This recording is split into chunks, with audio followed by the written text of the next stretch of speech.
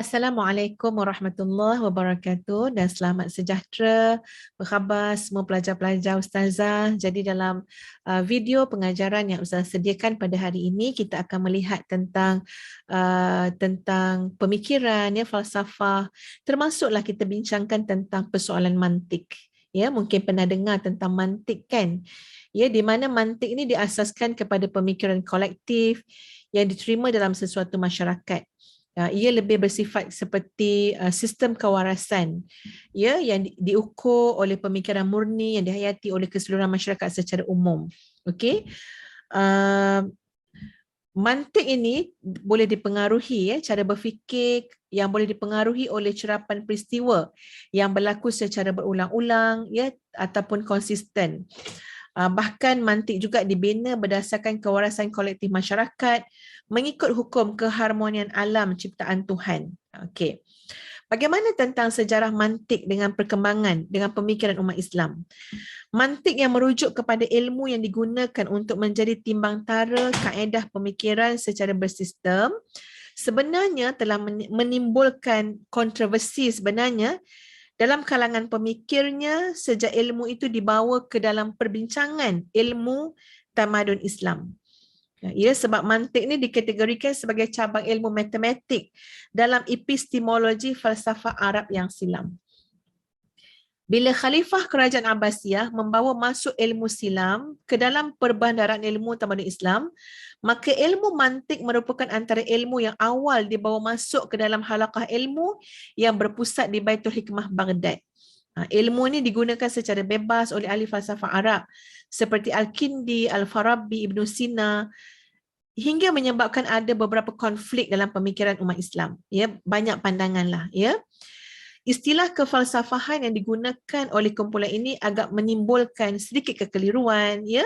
Bahkan di sana masyarakat berhujah menggunakan mantik. Ya, ada masyarakat segelintir yang berhujah menggunakan mantik dalam persoalan akidah dan ketuhanan.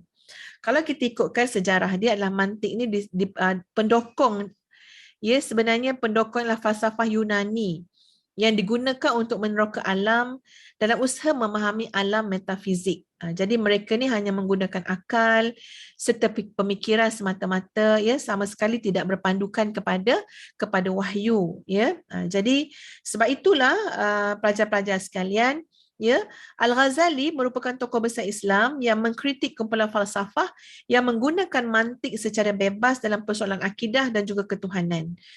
Beliau mempelajari mantik dan falsafah Yunani sehingga tamatlah masa 2 tahun dan mendapati terdapat banyak kekacauan pendapat dalam falsafah Yunani yang mencabar kemurnian akidah Islam. Jadi walaupun kita kata boleh, ya, dengan ilmu mantik ni, tapi kena ada batasan dia.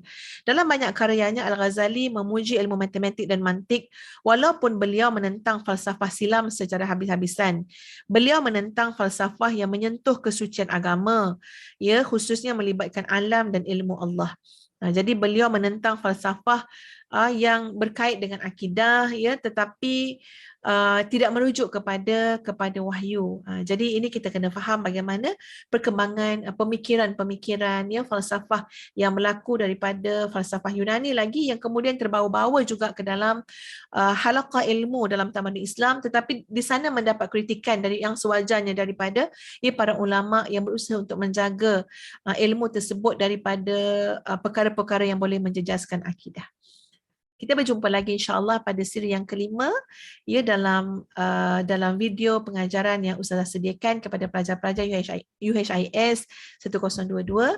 Ya, selamat beristirahat, jaga keselamatan, ya, jaga kesihatan sebaik-baiknya. Assalamualaikum warahmatullahi wabarakatuh.